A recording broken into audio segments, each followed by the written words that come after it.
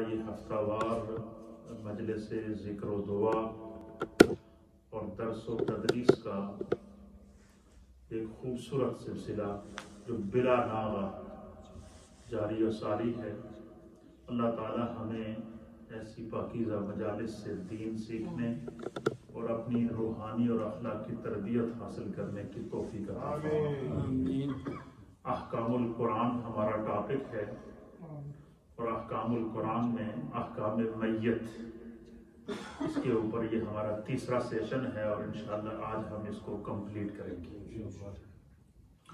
اس سے پہلے درس میں نے آپ کی خدمت میں میت کو غسل دینے کا طریقہ اور میت کو کفن پہنانے کا طریقہ مرد و خواتین کو یہ تفصیل کے ساتھ بیان کیا تھا، اور آپ کی دعا سے چونکہ ہمارا یہ پروگرام سوشل میڈیا کے مختلف نیٹ ورکس پر جاتا ہے، جس میں یوٹیوب ہے، فیس بک ہے، ٹویٹر ہے، انسٹاگرام ہے اور دیگر جو نیٹ ورکس ہیں، تو ہزاروں کی تعداد میں مجھے میسیجز میں رسپانس آتا ہے کہ بھائی ان مسائل سے ہمیں بہت کچھ سیکھنے کو ملتا ہے۔ یہ اللہ کا شکر ہے۔ یہ ہمارا نیو مدینہ مسجد سے جو تعلیم و تربیت کا تبلیغ کا ایک سلسلہ ہے، یہ نہ صرف ہماری کمیونٹی تک بلکہ ہال ورلڈ جا رہا ہے، پوری دنیا میں سوشل میڈیا کے لیے جا رہا ہے۔ اللہ تعالی ہمیں دین کے ساتھ استقامت عطا فرمائے۔ آج ہم نماز جنازہ اس کے احکام پر گفتگو کریں گے اور اس کے متعلق کچھ مسائل پیش کریں گے۔ نماز جنازہ کا طریقہ، نماز جنازہ کی جو شرعی حیثیت ہے وہ کیا ہے، اس پر گفتگو ہوگی، اور جنازے کے بعد میت کو جو قبر تک لے جایا جاتا ہے، اس کو قبر تک لے جانے کا جو طریقہ شرعی ہے وہ کیا ہے، اور جو لوگ میت کو غسل دیتے ہیں، کفن پہناتے ہیں، نماز جنازہ پڑھتے ہیں، چل کر قبرستان جاتے ہیں، اپنے ہاتھوں سے اپنے پیاروں کو مٹی کے سپرد، قبر کے سپرد کر کے آتے ہیں، تو ان کے اس عمل کو اللہ اور اس کے رسول کے نزدیک کتنا بڑا ان کو اجر و ثواب دیا جاتا ہے، اور اس سے جو زندہ ہیں ان کے لیے کیا سبق ہے۔ یہ ساری وہ چیزیں ہیں جس میں سے ہم میں سے ہر ایک نے گزرنا ہے۔ آج اگر ہم دوسروں کے لیے اور اپنوں کو، پیاروں کو، جاننے والوں کو، اہل ایمان کو اپنے ہاتھوں سے سپرد خاک کریں گے، نہ جانے ہماری کس حال میں موت ہو، کہاں ہو، تو اپنے ہاتھوں سے جو کی ہوئی نیکی ہوتی ہے وہ پھر انسان کو مشکل میں کام آتی ہے۔ اس لیے یہ ہم مسلمان ہیں، اور اسلام ایک ایسا آفاقی دین ہے، ایسا رحمت والا دین ہے، اور ہمارے پیارے نبی ایسے نبی رحمت ہیں کہ انہوں نے اپنی امت کو دین کا کوئی ایسا جو طریقہ مسئلہ نہیں ہے جو سمجھایا نہ، حتیٰ کہ اسلام کے اندر استنجا کرنے کا طریقہ، پیشاب بیٹھنے کے آداب، یعنی یہ دیکھیں کتنے بظاہر تو بندہ کہتا ہے کہ یار یہ کیا باتیں کر رہے ہیں، لیکن اسلام نے یہ بتائی ہے۔ بیت الخلاء میں جانے کی دعا اسلام نے بتائی ہے، جب قضائے حاجت سے فارغ ہو تو جو دعا پڑھے وہ بتائی ہے، مسجد میں انٹر ہو تو دعا، گھر میں جاؤ تو دعا، مسجد سے نکلو تو دعا، گھر سے نکلو تو دعا، کھانا کھاؤ تو دعا۔ تو یہ اسلام کی تربیت ہے جو اگر میں سمجھتا ہوں کہ یہ بنیادی وہ مسائل ہیں۔ یہ بظاہر تو یہ ہمارے لیے بخشش کا ذریعہ ہے، لیکن اس سے کائنات عالم کے ہر مذہب کو، چاہے وہ غیر مسلم ہوں یا مسلمان ہوں، ان کو انسانیت کا طریقہ ملتا ہے کہ اسلام انسانیت کو کس طرح جو ہے وہ زندگی گزارنے کا اور انسانیت کا کس طرح احترام سکھاتا ہے۔ اللہ تعالی ہمیں دین کو سمجھنے کی توفیق عطا فرمائے۔ نماز جنازہ فرض کفایہ ہے۔ کیا ہے؟ فرض کفایہ اس فرض کو کہتے ہیں کہ جو چند لوگوں نے اگر وہ ادا کر دیا تو باقی سب کے ذمہ ہو جاتا ہے، لیکن اگر کسی نے بھی ادا نہیں کیا تو سب کے سب گناہگار ہوں گے، پوری بستی گناہگار ہوگی۔ تو اس کے اوپر ہمارے فقہا نے بڑی تفصیل کے ساتھ اس کے احکام بیان فرمائے ہیں۔ تو میں سمجھتا ہوں کہ آج ہم نماز جنازہ کے بیان اور اس کے اوپر جتنے بھی جو مسائل ہیں، مسائل ضروری یا بحثیت مسلمان ہمیں جاننا ضروری ہیں، صرف جنازہ پڑھ لینا ہی کافی نہیں ہے، اس کے احکام کو جاننا بھی ضروری ہے۔ یہ فرض کفایہ ہے، اور اگر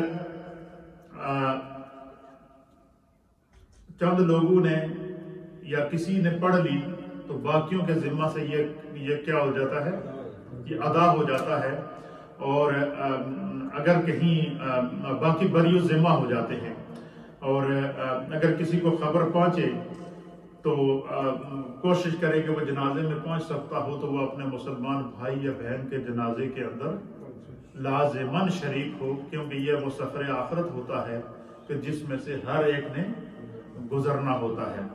اس کے بارے میں ہمارے فقہاء اکرام نے لکھا ہے کہ نماز جنازہ کے 2 رکن کیا ہیں، جس طرح کے کچھ وضو کی نماز کے شرائط ہیں جو کہ میں نے تفصیل کے ساتھ بیان کر دی، اس لیے نماز جنازہ کے 2 شرطیں ہیں، ان کو رکن بھی کہتے ہیں، جن کا ادا کرنا ضروری ہے، وہ اگر نہ پائے جائیں تو جنازہ نہیں ہوگا۔ اور وہ 2 رکن کون سے ہیں؟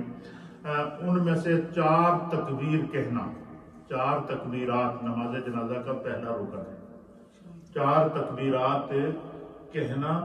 اس لیے جب ہم نیت کرتے ہیں تو نیت کیا کرتے ہیں کہ میں نیت کرتا ہوں 4 تکبیر نماز جنازہ فرض کفایہ، ثنا اللہ تعالیٰ کے لیے، درود حضرت محمد مصطفیٰ صلی اللہ تعالیٰ علیہ وآلہ وسلم کے لیے، اور دعا اس حاضر میت کے لیے، منہ میرا طرف کعبہ شریف کے اور پیچھے امام کے، اللہ اکبر۔ ایک بات، نماز جنازہ یہ 4 تکبیرات یہ رکن اول ہے۔ کیا ہے یہ؟ رکن اول ہے، یہ پہلی شرط ہے۔ ان میں سے اگر کوئی ایک تکبیر بھی رہ جائے تو جنازہ نہیں ہوگا، اس لیے یہ انتہائی ضروری ہے۔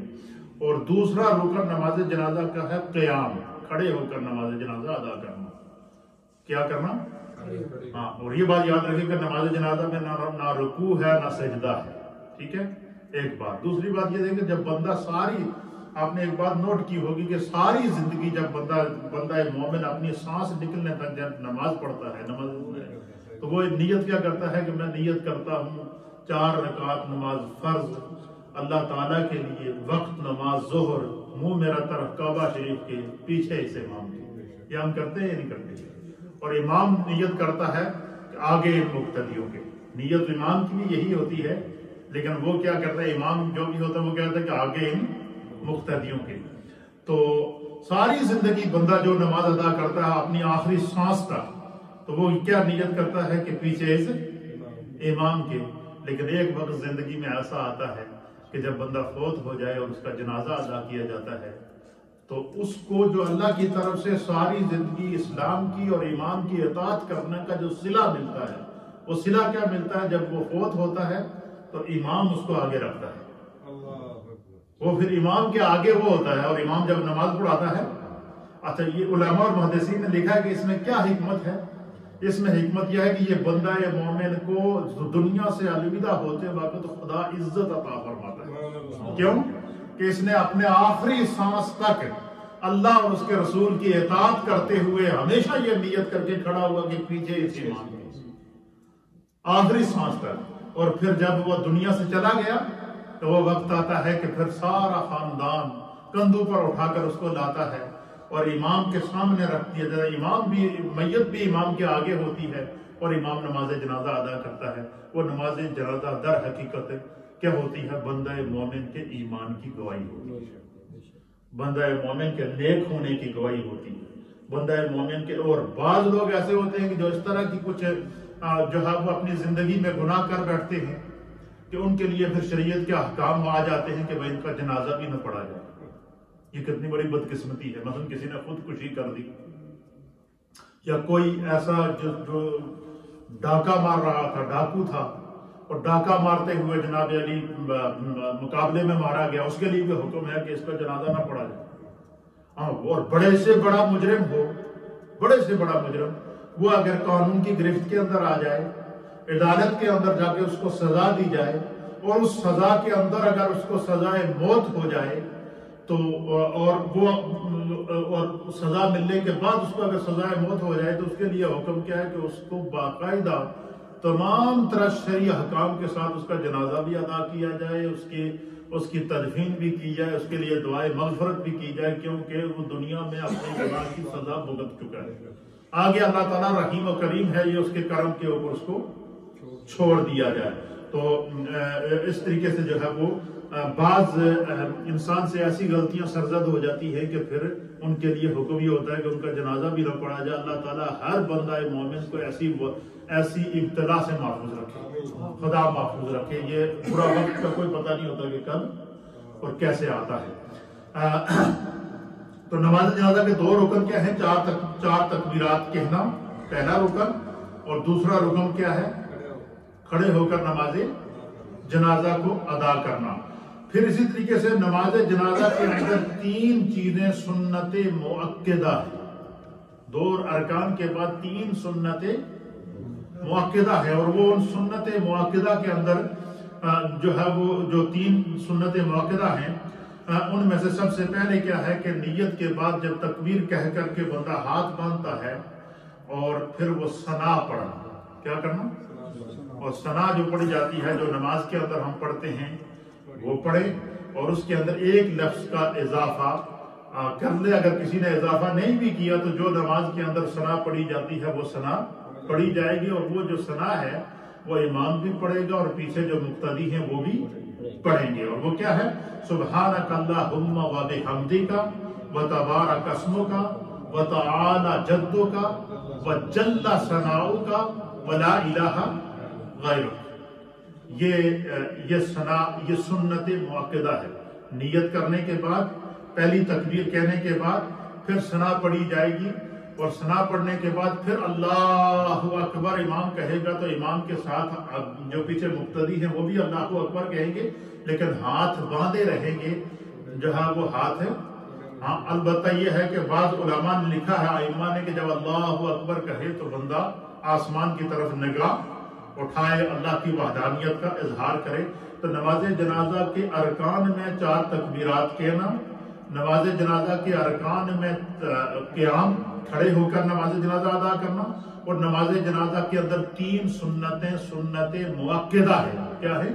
سنت مؤکدہ کا معنی یہ ہے کہ سرکار دو عالم صلی اللہ علیہ وسلم نے جب بھی نماز جنازہ ادا کیا اس طرح ادا کیا، سیدنا صدیق اکبر نے نماز جنازہ اس طرح ادا کیا، سیدنا فاروق اعظم نے نماز جنازہ اس طرح ادا کیا، اور سیدنا عثمان غنی نے نماز جنازہ اس طرح ادا کیا، مولا کائنات جناب سیدنا علی المرتضیٰ کرم اللہ وجہہ الکریم نے نماز جنازہ اس طرح ادا کیا، نبی پاک کے کموں پہ 1.25 لاکھ صحابہ اکرام نے نماز جنازہ اس طرح ادا کی، اور قیام 1400 سال گزرنے کے بعد امت کا یہی طریقہ کار ہے، اور قیامت تک یہ جاری و ساری رہے گا۔ وہ سنت مؤکدہ اس سنت کو کہتے ہیں کہ جس پر سرکار دو عالم صلی اللہ علیہ وسلم نے دوام فرمایا ہو، سرکار نے کبھی اس سنت کو چھوڑا نہ ہو۔ تو سرکار دو عالم صلی اللہ علیہ وسلم نماز جنازہ کے پہلی تکبیر کے بعد کیا کرتے تھے؟ ثنا پڑھ کر پھر اللہ اکبر کہنے کے بعد پھر دوسری سنت مؤکدہ نبی علیہ السلام پر درود پڑھنا۔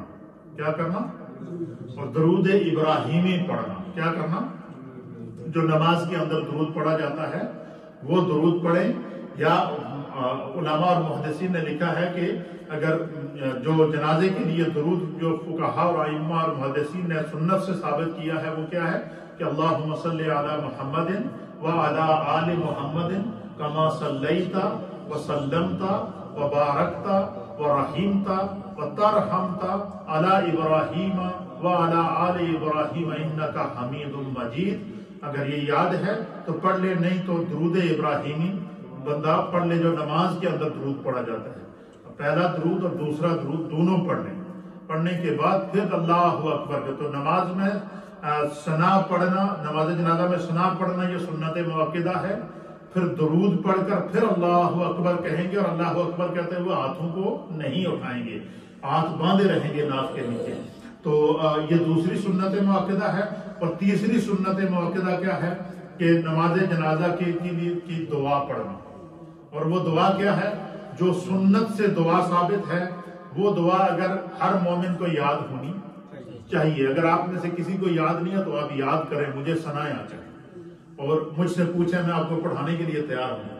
تاکہ جو ہے وہ جتنی بھی یہ ہماری ضروریات دین میں سے ہیں. اگر یہ دعا کسی کو یاد نہیں ہے تو جو بھی دعا جو نماز کے اندر پڑھی جاتی ہے ربی جعلنی وہ پڑھ لیں, یا قرآنی کوئی بھی دعا ہو جیسے ربنا آتنا فی الدنیا یا ربنا ظلمنا انفسنا, بہتر یہ ہے کہ وہ دعا جو سرکار دو عالم صلی اللہ علیہ وسلم سے نے پڑھی ہے وہی دعا پڑھی جائے, وہ کیونکہ اس کے اندر جتنے بھی دعائیہ کلمات ہیں وہ میت سے اور اس سے ریلیٹیو ہیں, اس کے معنوی اعتبار سے. مثلا وہ دعا کیا ہے؟ وہ دعا ہے جنہیں اس کو دعائے معصورہ کہتے ہیں. کوئی بھی دعائے معصورہ پڑھ لیں, لیکن جنازے کی جو دعا ہے وہ کیا ہے جو اللہ کے حبیب علیہ الصلوۃ والسلام کی سنت سے ثابت ہے؟ وہ ہے اللہم اغفر لحینا ومیتنا وشاہدنا وغائبنا وصغیرنا وکبیرنا وذکرنا وانثانا اللہم من احییتہ منا فاحیہ علی الاسلام ومن توفیتہ منا فتوفہ علی الایمان. یہ دعا سنت سے ثابت ہے اور یہ دعا ہمیں یاد ہونی چاہیے. اگر کسی کو یاد نہیں ہے تو جو دعا ہم نماز میں پڑھتے ہیں وہ بھی آپ پڑھ سکتے ہیں کہ امام کی دعا وہ بھی مقتدیوں کے کھاتے میں لکھ دی جائے گی. تو ایک دفعہ میرے ساتھ دہرا لیں تاکہ زندگی میں آپ کو یہ ہو کہ ہمیں یہ دعا پڑھائی گئی ہے. پڑھیں بسم اللہ الرحمن الرحیم. اللہم اغفر لحینا ومیتنا وشاہدنا وغائبنا وصغیرنا وکبیرنا وذکرنا وانثانا اللہم من احییتہ منا فاحیہ علی الاسلام ومن توفیتہ منا فتوفہ علی الایمان. یہ دعا جو ہے وہ اس کا معنی یہ ہے کہ اللہ تعالیٰ ہمارے اللہم اغفر لحینا, اللہ ہمارے زندوں کی مغفرت فرما, ومیتنا جو ہمارے فوت ہو چکے ہیں ان کی مغفرت فرما, وشاہدنا جو یہاں اس جنازے میں موجود ہیں خدایا ان کی بھی بخشش فرما, وغائبنا جو کسی وجہ سے نہیں پہنچ سکتے اللہ انہوں نے بھی مغفرت کر دے. کتنا بڑا دیکھیں اسلام دعا کے اندر کتنا بڑا, اسلام کی دعا میں کتنا بڑا ظرف ہے کہ جنازے کی دعا کے اندر دعا کیا ہے کہ اے اللہ سڑے زندیاں دی بخشش کر, زندوں کے لیے دعا. وہ میتنا جو ہم سے پہلے فوت ہو چکے ہیں, جو اس میت جس کی ہم جنازہ پڑھ رہے ہیں اس سے پہلے جو فوت ہو چکے ہیں اللہ انہوں نے مغفرت کر. وہ شاہدنا جو نماز جنازہ کے اندر جو ہزاروں لوگ جو سینکڑوں لوگ موجود ہیں اللہ انہیں سارے ان بخشش کر. وہ غائبنا جو نہیں پہنچ سکے ان کی مغفرت کر. اب دیکھیں جنازے میں جو تعلیم کیا دی جا رہی ہے کہ کوئی بندہ چھوڑو نہیں جس وقت دعا نہ کرو. تو لوگوں کو پیٹ میں درد ہوتی ہے نماز جنازہ سے دعا کیوں کی اندازہ کرو. اب تعلیم کیا ہے, سنت کیا ہے کہ دعا مانگو اور جب دعا مانگی جائے تو پھر دامن کو پھیلا دو. اسی لیے فرمایا کہ جب ہم نماز 5 وقت کی نماز ادا کرتے ہیں تو جب ہم آخر میں دعا پڑھتے ہیں سلام سے پہلے تو وہ کیا ہے, ربی جعلنی مقیم الصلاۃ, اے اللہ مجھے نماز قائم کرنے والا بنا, ومن ذریتی, اللہ جس طرح میں نے نمازی بنائے میری اولاد نے بھی بنا. ہر نماز میں یہ دعا کی جاتی ہے. وَلِوَالِدَيَّ, اور اللہ میرے والدین کی بھی مغفرت فرما. وَلِلْمُؤْمِنِينَ, اور تمام اہل ربنا اغفر لی, اللہ میری مغفرت فرما. وَلِوَالِدَيَّ, میرے والدین کی مغفرت فرما. وَلِلْمُؤْمِنِينَ, اور تمام جہان کے اہل ایمان کی بخشش و مغفرت فرما. یہ دیکھیں یہ دعا کا ظرف ہے. اللہ چاہتا ہے کہ جب بندہ دعا کے لیے ہاتھ پھیلائے, کیا پتہ قبولیت کا وقت ہو تو پھر سب کے لیے. اس لیے دنیا میں کہیں بھی دعا ہو رہی ہوتی ہے تو اس کا حصہ کائنات میں رہنے والے ہر مومن کو پہنچتا ہے, کیونکہ اللہ رحیم ہے, کریم ہے, اس کی رحمت بڑی وسیع ہے.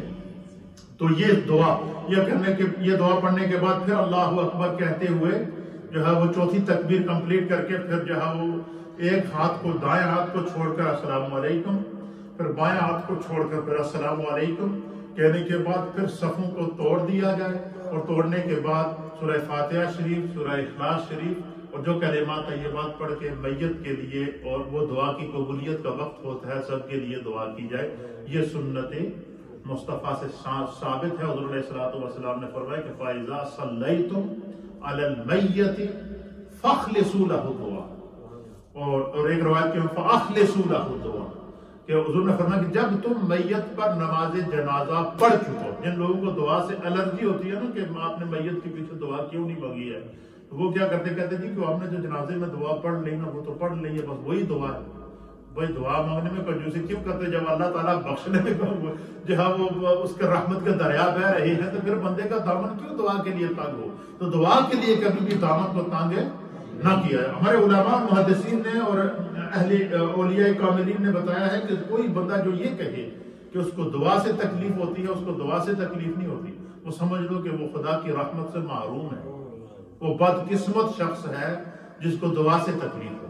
تو اس لیے بعض لوگ ہوتے ہیں کہ اس مسئلے کے اوپر بہت ان کو تکلیف ہوتی ہے نماز جنازہ کے بعد دعا کیوں مانگی ہے۔ تو نبی علیہ السلام نے اس حدیث کے اندر، مشکاۃ شریف کی حدیث ہے، حضور نے فرمایا فَإِذَا صَلَّيْتُمْ عَلَى الْمَيِّتِ، جب تم میت پر نماز جنازہ پڑھ چکو، کیا کرو؟ پڑھ چکو، فَأَخْلِصُوا لَهُ الدُّعَاءَ یا فَخْلِصُوا لَهُ الدُّعَاءَ، تو خالص اس میت کا نام لے کر اس کے لیے مغفرت کی دعا کرو۔ یہ تعلیمات اسلام ہیں، یہ سنت مصطفیٰ ہے، یہ طریقہ مصطفیٰ ہے، اس کے اوپر اللہ تعالیٰ ہمیں استقامت عطا فرمائے۔ تو نماز جنازہ کے کتنے ارکان ہیں؟ 2، ان میں سے 4 تکبیرات اور قیام، اور نماز جنازہ کے اندر 3 سنت مؤکدہ ہیں۔ کتنی ہیں؟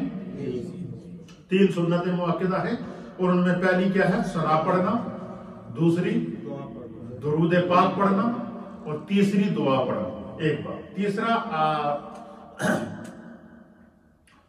یہ دعا ہے بالغ لوگ، جو مرد ہوں یا خواتین ہوں، جو بالغ ہوں وہ فوت ہوں۔ نابالغ کوئی بچہ یا بچی فوت ہو جائے تو اس کے لیے جو ہے وہ دعا سرکار دو عالم صلی اللہ علیہ وسلم نے سکھائی ہے، اس کے لیے بھی وہی حکم ہے، اگر آپ کو وہ دعا یاد ہے تو پڑھ لیں، نہیں تو جو دعا ہے جو یاد ہے وہ پڑھ لیں، نہیں تو یہ جو جنازے کی دعا آپ کو یاد ہے یہی پڑھ لیں۔ تو اس کے لیے کیا ہے کہ بچے کے لیے، جب بچہ نابالغ بچہ تھوڑا سا فوت ہو جائے تو اس کے لیے حکم ہے کہ اللہم اجعلہ لنا فرطم واجعلہ لنا اجرم وزخرم واجعلہ لنا شافعا ومشفعا۔ یہ نابالغ بچے کی دعا ہے، اور نابالغ بچی اگر فوت ہو جائے تو اس دعا کی جگہ کون سی دعا پڑھی جائے گی؟ پڑھی اللہم اجعلہ لنا فرطم واجعلہ لنا اجرم و زخرم واجعلہ لنا شافعتم و مشفعات۔ اگر یہ دعا یاد ہے تو یہ پڑھ لی جائے۔ نماز جنازہ ہر صاحب ایمان، جو ایمان کی حالت میں بندہ مومن مرد یا عورت گئی ہیں تو ان کا ادا کیا جائے گا، اور ہر وہ انسان جس نے اس دنیا میں آ کر سانس لیا، مثلا بعض ہوتے ہیں کہ جو بچے پیدا ہوئے اور بچہ پیدا ہوا، بچی یا بچہ پیدا ہوا تو باہر نکلا، اور اس نے جیسے ہی وہ دنیا میں آیا تو اس نے سانس لیا۔ کیا کیا؟ سانس لیا یا رویا، یا اس کا سانس چل رہا تھا تو پھر ایک دم پتہ چلا جی کہ وہ کیا ہو گیا؟ فوت ہو گیا۔ تھا اب اس کے لیے حکم یہ ہے کہ اس کو غسل دیا جائے، اس کو ایک کپڑے میں، سفید کپڑے کے اندر لپیٹ دیا جائے، اور اس کی نماز جنازہ ادا کی جائے، کیونکہ اس نے اس دنیا میں آ کر سانس لیا۔ بعض بچیاں بچے وہ ہوتے ہیں جو ماں کے پیٹ میں ہی فوت ہو جاتے ہیں، اور ایسے بہت ساری ٹریجڈی ہماری ماؤں بہنوں خواتین کے ساتھ ہوتی ہے، اور جب بچی بچہ پیدا ہوتا ہے تو وہ فوت شدہ پیدا ہوتا ہے، تو ان کے لیے حکم، چاہے بچی ہو یا بچہ ہو، اگر وہ پیدا ہی مرا ہوا ہے، فوت شدہ پیدا ہوا ہے، تو اس کے لیے حکم ہے کہ اس کی باڈی کو غسل دیا جائے، اس کو کپڑے کے اندر لپیٹ کر اس کو دفن کر دیا جائے، اس کی نماز جنازہ ادا نہیں کی جائے گی۔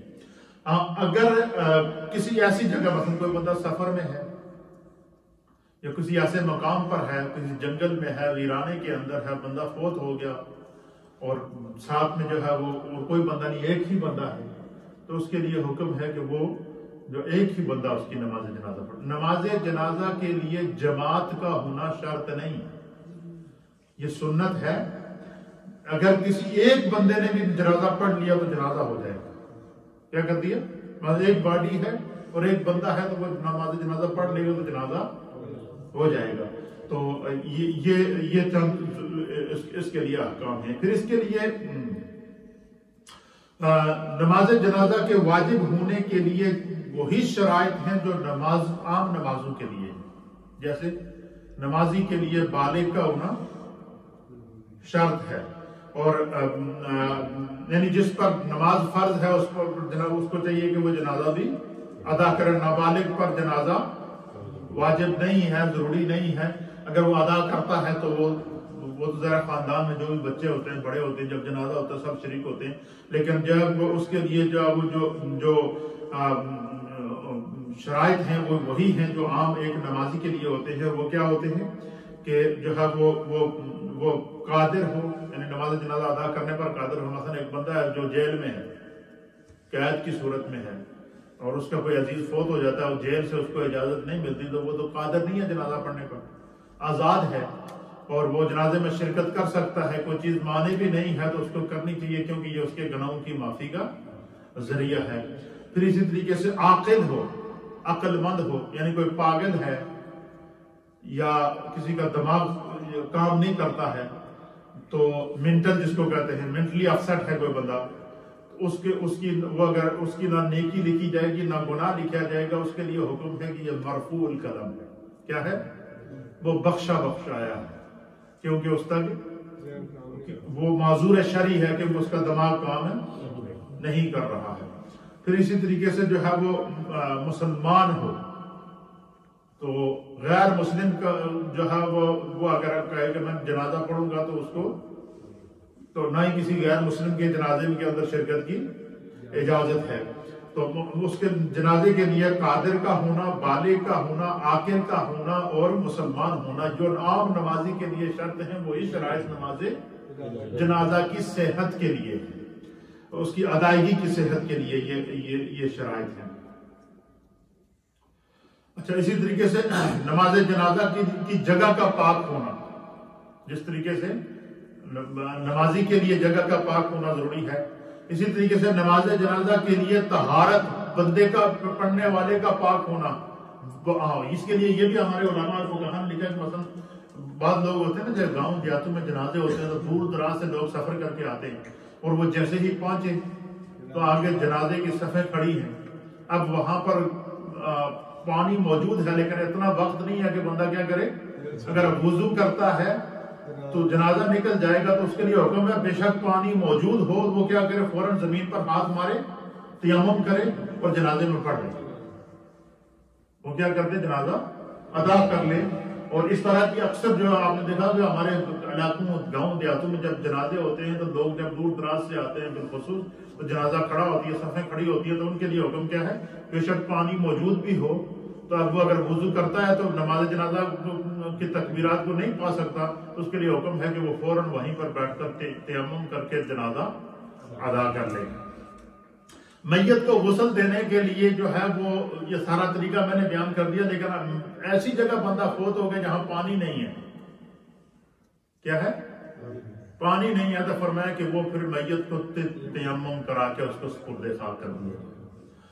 پانی موجود تھا، بندہ فوت ہوا، صاحب ایمان تھا، لیکن لوگوں نے غفلت کی وجہ سے اس کو غسل نہیں دیا، تو فرمایا سارے کے سارے گناہگار کیا ہوں گے؟ سارے کے سارے گناہگار ہوں گے. اور اگر میت کو اسی حالت میں بغیر غسل کے جن لوگوں نے نماز جنازہ ادا کی، اب حکم شرع یہ ہے، علماء نے لکھا کہ وہ نماز جنازہ نہیں ہوگی. کیا ہوگی؟ کیوں نہیں ہوگی؟ کہ جو لوگ سامنے موجود ہیں یہ زندوں کے ذمہ حق تھا کہ وہ اپنے فوت شدہ کو غسل دے دیں. انہوں نے اگر غسل نہیں دیا تو جنازہ ادا نہیں ہوگا. ہاں، کیسے جنازہ ادا ہوگا اس کا تو قصور نہیں ہے، وہ تو نہیں کہتا مجھے اٹھ کے غسل دو. تو فرمایا کہ اس کو دفن کر دیا جائے. دفن کرنے کے بعد جب وہ مٹی کے سپرد ہو جائے گا تو اس کی قبر پر کھڑے ہو کے جنازہ پڑھو، کیونکہ اب اس کو غسل دینا ممکن ہے نہیں. ہاں، قبر میں رکھ دیا، ابھی قبر بند نہیں کی، تختے نہیں ڈالے، مٹی نہیں ڈالی، قبر کے اندر رکھ دیا تو پتہ چلا کہ جنازے کو غسل نہیں دیا، تو فرمایا میت کو باہر نکالو، اس کو غسل دو، پھر اس کا جنازہ ادا کرو، پھر اس کی تدفین کرو. یہ سارے چھوٹے چھوٹے باریک مسائل ہیں جن کا جاننا ہم سب کے لیے ضروری اور لازمی ہے۔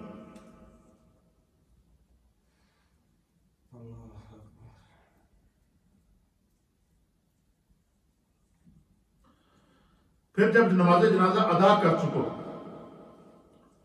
تو اس کے لیے حکم یہ ہے کہ بڑے اعزاز اور اکرام کے ساتھ میت کو چارپائی جو ہے اس کو 4 بندے اٹھائیں، یہ سنت ہے۔ کیا ہے؟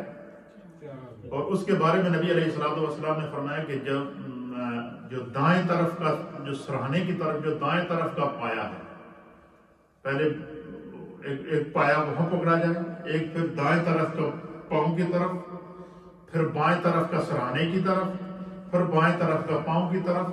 جو دائیں طرف کا سرانے کی طرف بندہ کندھا دے تو اس کے بارے میں یہ حکم ہے، سنت یہ ہے کہ وہ کیا کرے۔ آج کل تو چونکہ یہ پہلے گاؤں دیہاتوں میں دور دراز جنازہ اٹھا کر جاتے تھے نا، تو کافی وہاں گاڑیاں تو نہیں ہوتی تھیں۔ آج کل تو گاڑیاں ہوتی ہیں، ڈائریکٹ قبرستان میں پہنچ جاتی ہے میت، یہ بھی اسی حکم میں آ جاتی ہے کیونکہ یہ ایک سہولت موجود ہے۔ لیکن قبرستان میں بھی پہنچنے کے بعد قبر میں لے جانے تک کیا گاڑی قبر کے اندر تو نہیں ڈالتی نا بندے کو، تو جب قبرستان میں پہنچ جائے باڈی، قبرستان میں جب باڈی کو اٹھائیں تو اس کو سنت کے مطابق 4 بندے کندھا دیں۔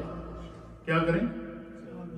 کندھا دیں۔ اور کندھا کس طرح دیں کہ جو سرانے کی طرف دہنی طرف والا بندہ ہے، جب وہ کندھا دے 10 قدم وہ چلے۔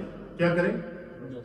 10 قدم چلنے کے بعد وہ پھر کیا کرے، اس کی جگہ دوسرا بندہ آ جائے، اور وہ جو سرانے کی طرف بندہ ہے نا جس نے پہلے کندھا دیا تھا، وہ وہاں سے نکل کر واپس پیچھے والے کے پاس آ جائے۔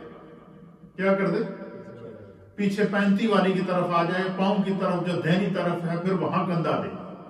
پھر 10 قدم چلنے کے بعد پھر کیا کرے، پھر اس کی جگہ بندہ آ جائے، پھر وہ بندہ نکلے۔ اسی طریقے سے جو نکلتا جائے وہ دوسری جگہ کیا کرتا جائے، کور کرتا جائے۔ فرمایا کہ وہ نکل کر پھر بائیں طرف کے سرانے کی طرف چلا جائے، وہاں کندھا دے 10 قدم چلے، پھر دوسرا بندہ آ جائے، پھر وہ وہاں سے نکلے اور پھر وہ 10 قدم چل کے پیچھے آ جائے۔ نبی علیہ الصلوۃ والسلام کی حدیث ہے، حضور نے فرمایا کہ جس نے میت کے چاروں کونوں کو، چارپائی کے چاروں کونوں کو کندھا دیا، اس کے اللہ تعالیٰ 40 کبیرہ گناہ معاف کر دے گا۔ 40 کبیرہ گناہ اس کے اللہ تعالیٰ کیا کر دے گا، معاف کر دے گا۔ صرف جنازے کو کندھا دے کر قبرستان لے جانے تک کا اگر یہ ہے، یہ اجر زندوں کے لیے ہے، تو مجھے بتائیں کہ جو نیک صالح لوگ جو ہے، جو بخشے جو نیک ہوتے ہیں اور اللہ کی بارگاہ میں ان کی بخشش یقینی ہوتی ہے، وہ جب کسی جنازے کو کندھا دیں گے تو کتنا بڑی سعادت ہے، اور جتنے لوگ جنازے کے اندر شریک ہوں گے اتنی اس کی بخشش کی علامت ہوتی ہے۔ تو فرمایا کہ یہ کہ اس کے 40 کبیرہ گناہ نبی علیہ الصلوۃ والسلام نے فرمایا کہ وہ مٹا دیے جائیں گے۔ پھر حدیث میں ہے کہ جو جنازہ کے چاروں پاؤں کو کندھا دے گا، اس کی مغفرت نبی پاک صلی اللہ علیہ وسلم نے فرمایا کہ یقینی ہے، کہ جو بندہ جنازہ کے میت کے چاروں جو ہے وہ چارپائی کے چاروں پایوں کو کندھا دے، اس کی بخشش یقینی ہے۔ ایک یہ حدیث ہے۔ دوسری حدیث میں نبی علیہ الصلوۃ والسلام نے فرمایا کہ جو ہے اس کے 40 کبیرہ گناہ اللہ تعالیٰ معاف کر دے گا۔ اور کبیرہ گناہ جو ہیں وہ اگر 40 کبیرہ گناہ بندے کے معاف ہو جائیں تو کتنی بڑی سعادت کی بات ہے۔ اللہ اکبر۔ ایک کبیرہ گناہ اور ایک صغیرہ گناہ لاپرواہی کی وجہ سے بندے کو جہنم کے دہانے پر لے جائے گا۔ اللہ تعالیٰ ہمیں جو ہے وہ ان تمام چیزوں کو سمجھنے کی توفیق عطا فرمائے۔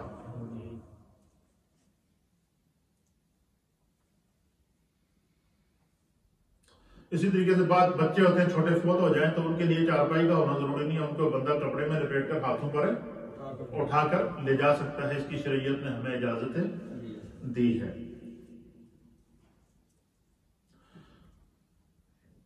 جنازہ بندے جا رہے ہیں، قبرستان کی طرف جا رہے ہیں یا مسجد میں جنازہ پڑھنے آ رہے ہیں، تو سامنے سے میت آ رہی ہے، باڈی کو اٹھا کے لا رہے ہیں جنازے کے لیے، تو اب حکم یہ ہے کہ میت کے احترام میں وہیں کھڑے ہو جاؤ، میت سے آگے نہ چلو، میت کے احترام میں کھڑے ہو جاؤ۔ میت آ جائے تو میت کے پیچھے پیچھے چلتے جائیں، تسبیحات پڑھتے جائیں، ذکر کرتے جائیں، اور فرمایا کہ اپنے آخرت کے خوف کو اپنے اوپر طاری کریں، اور اس کو جو ہے وہ